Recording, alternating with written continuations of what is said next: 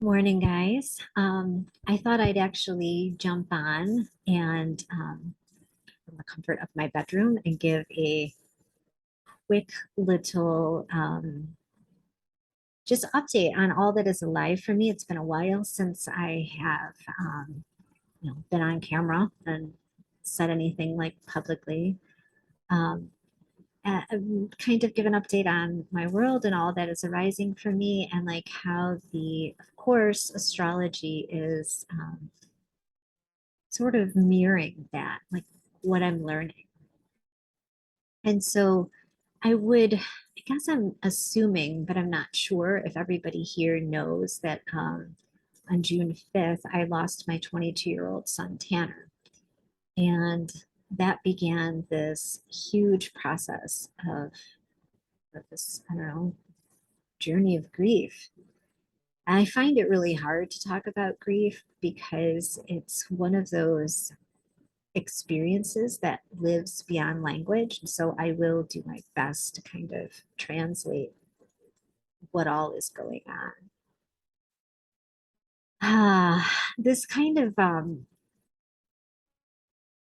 journey of facing into death really began for me last year in the month of August.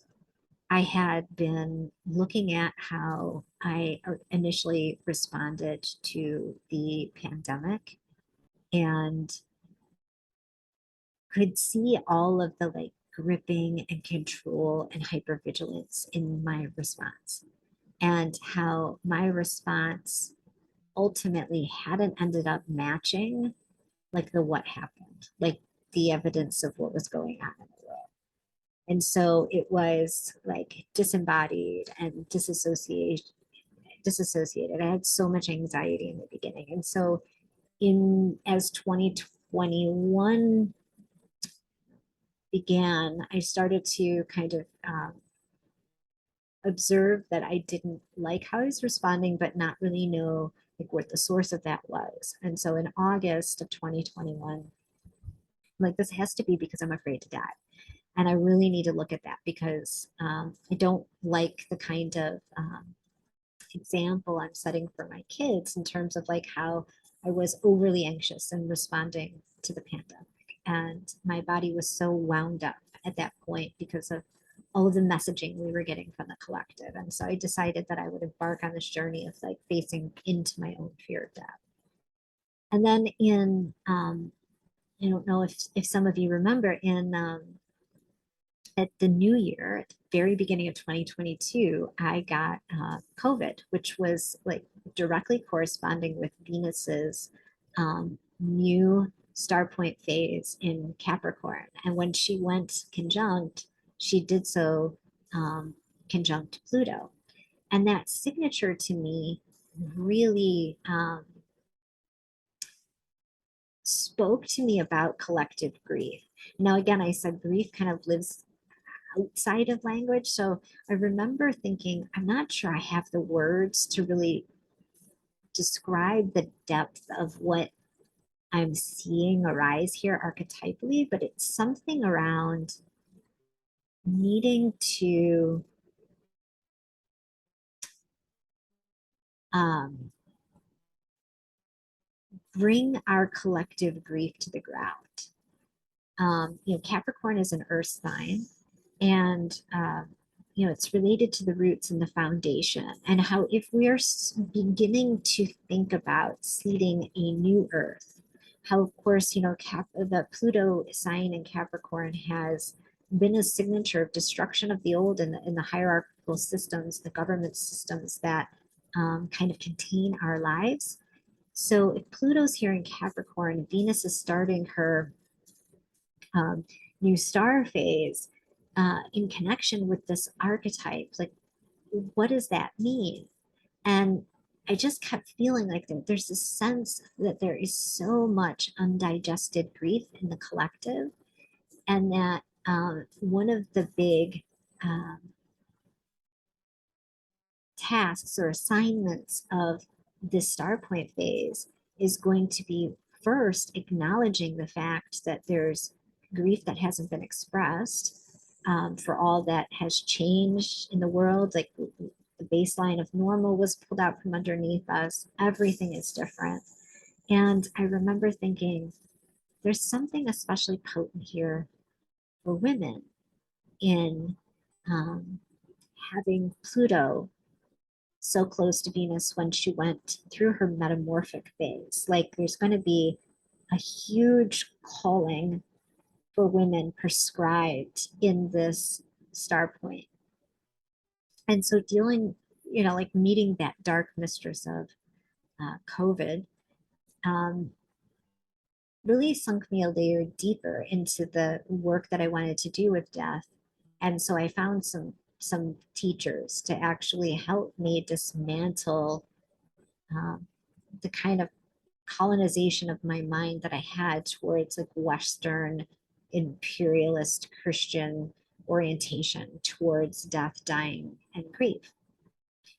But grief is something I'm really familiar with as an adopted person. I was grieving in my first breath. My mother was taken away, and I grew up with a lot of unacknowledged grief, meaning I was grieving. I was aware that I was grieving, and that I had this kind of feeling of love, unrequited love, longing, because I was being raised outside my natural family, and I knew my family was alive, and so there was that like I wanted to be with my family, and we were separated, and so there was this feeling of knowing that I've missed out on a whole life and grieving that kind of death or loss of my parents and potential siblings and grandparents, and so grief is not for me territory that's unfamiliar by any stretch of the imagination. But I didn't have a container to receive death in. Like there was, I only kind of really had that idea that, yeah, I had the intellectual understanding of cycles and death and rebirth, and that, death is a life-giving act. But man, I had that conceptually, like so in the mind. Um, but I not really had the embodied experience. And so I began to work with teachers that were outside the paradigm that we received death in. And um, I do think that was helpful, but nothing really prepares you um, to receive the news that your child has died. And so while those things have ended up being kind of tools, you know, it doesn't really help where I'm at. Uh, So Tanner died on June 5th, and we got the news in an afternoon. And we went, saw the sunset in the evening that night. And then the next week was like preparing service and receiving family um, and just being totally broken apart and disoriented.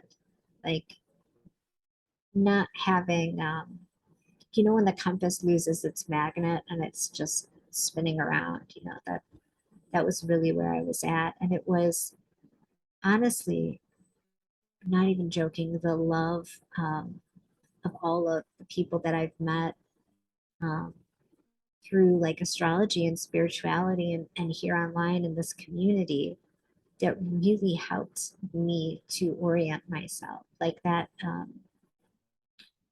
idea that prayers, those thoughts and prayers that I was getting gave me such a tangible sense of support. And I can't thank you guys enough. I really can't for having sent all of that energy my way. I don't have a script on what I want to talk about, so I'm just kind of feeling into what wants to be said. So I began my grief journey, I think, like a lot of people do in the West, just my idea about it was that I thought that, okay, well, at some point I'm going to enter this hell realm. The shock really helped buoy me for just a little while, like the first 3 weeks.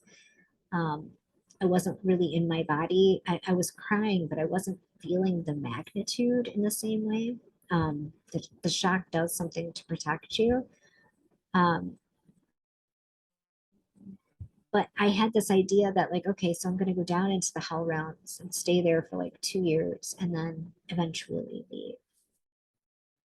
And so I was feeling this descent come upon me while I was simultaneously watching my 11-year-old daughter grieve. And children really are like grief gurus, totally. It's so natural for them to grieve. Like instantly, she had found a way to connect with her brother. She had the understanding that he wasn't gone. She could see signs and synchronicities immediately in how he was communicating with us. And children still have um, that animistic, like so animism as what I'm talking about is like, so the ancient people before civilization, their spirituality or religion was animistic, meaning that they believed that the rocks, the trees, the lakes, the rivers, the mountains, everything was alive, animate, everything had an essence or a spirit. And children tend to orient to the world in that way, where um, everything is alive. I certainly did as an adopted kid and a kid that was an only child, and I spent a ton of time alone. I mean, my entire inner world, the landscape that and everything that populated my life was alive with the divine spark. And so I have been watching her with curiosity. I had been, and I'm like, what would it be like if I cultivated an animistic, not just outlook on the external thing, like the eternal external landscape, but like what if I cultivated an animistic way of relating to my grief?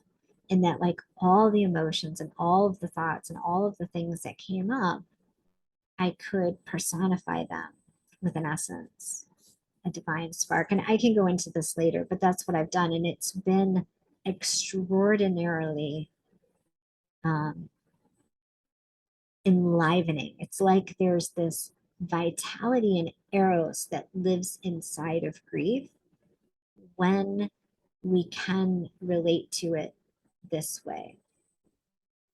And and it's not that I don't suffer or don't ever, you know, go mad. There's also this kind of lunatic, um, I don't know, frequency that comes through when you're really being feral about your grief, and the loss of a child is just, it's an insane thing. And so sometimes an insane response to that is called for. And it's not like outside the bounds of meeting the moment in any other way than what the moment calls for. It's, but I have found that like what I'm doing is descending to the hell realms for maybe 2 hours and having just like a big release of grief, and then I'm able to find the divine spark in that, and then emerge. And so it's a much more kind of like up and down, in and out process. It's like grief is going to become a deity in the pantheon of deities that I live with, versus a a land that I go to and inhabit for a while. And I've really been feeling in the last couple of weeks called to come back to work. Like I took two full months of bereavement, like meaning no responsibilities, no work, um, just really time to like be with what's coming up. Um, and I've also felt this huge rush or of like a reinvigoration of purpose and, um, you know, an inspiration and creative downloads have come through. And I feel like that I am working with my son Tanner. He was a very spiritual, mystical soul. And I feel his presence so strongly. And I feel, it's not that I feel, I can hear and translate the messages that he's sending me, and the fact that he wants to partner with me and work. And so, um, I'm not talking about erecting some kind of big project. I'm talking about I'd like to, I'm going to dip my toe back in and start seeing one-on-one clients again. And perhaps I'm still feeling into this. Perhaps we're going to do something with the underworld because the the embodied inhabitation of the underworld is different than um, this kind of underworld. I think there's a lot of wisdom that's come through that's worth sharing um, from this sense. So, thinking about and going back to that like animistic, that interconnected web, the way that we are situated in the web of creation, and how there is this evolutionary eros, this current of energy that is stimulating and sustaining the wave of creation and evolution that we are here to be in service to is very profound. And we are right now in the Venus cycle today, meeting at the Earth Star Chakra, right before the gate of descent, the final descent into the underworld. And the Earth Star Chakra um, is so important. So we have 7 embodied chakras. Above our head, we have our soul star chakra, which is our connection to the cosmos. It's our connection to the transcendent. And then we have our earth star chakra, which is located like 6 to 18 inches below our feet, which is our connection to earth. And it's different than, our root chakra, which is us being able to feel secure and rooted and grounded in our own lives. Versus what the Earth Star Chakra is doing is talking to us about like symbiosis, our living connection or our connection to the living earth, like how we are situated in the ecosystem of our lives. And so I wanted to say, just so I don't forget, because I'm here on a tangent, and rather I would want to make sure I covered it all. The themes that the Earth Star governs is like, so when we're in any state, like let's say of despair or crisis, or even if it's like ecstasy or joy, what the Earth Star Chakra does for us physically is it balances us. So we can go to the earth and discharge energy that like is too excessive, like the anxious kind of energy. Or we can source energy from the earth if we don't have enough of our own, or we need an influx of energy. And so one of the themes that the Earth Star Chakra governs is that sense of balance in our physicality, in our system, in our energetic system. And and another theme that she really represents is this idea between rest versus collapse. So the ability to rest into the earth, into the mother, into the fertile darkness, like, is that a rest that's nourishing, or are we in a state of collapse and not able to get back up? And so it's a theme that we can explore when we're in the earth chakra gateway. Um, she also asked us to really explore our sense of receptivity to like wellness, wholeness, and balance. So, like, there's the receptivity, like that yin receptivity part of the heart that asks us, like, you know, do we receive love? Are we open to the kind of nourishment that people and connection with others can give us? And what the Earth Star Chakra is doing is asking us, can you be in reception to what the ecosystem, the web of creation that courses through the earth and through the like interconnected web um, of community that you live in? Can you be in reception to information from that source. It also talks to us about, like, looking at um, how are we in our ecosystem? How are we in community? Are we in a balanced state of give and take within our community? Are we in community at all? You know, um, and to look at those themes because they're super important to living a resource life. Like, we can't resource ourselves without other people. And so it's like, it, if we were looking at it from this perspective, it's like the floor of the forest, um, and our root system and how that root system is in relationship to other root systems, if that makes sense. And so those are the themes that we're kind of looking at inside this Venus gateway of the Earth Star chakra. And then shortly, and I'm not going to go into it on this video. Shortly, we will be making the descent to the underworld.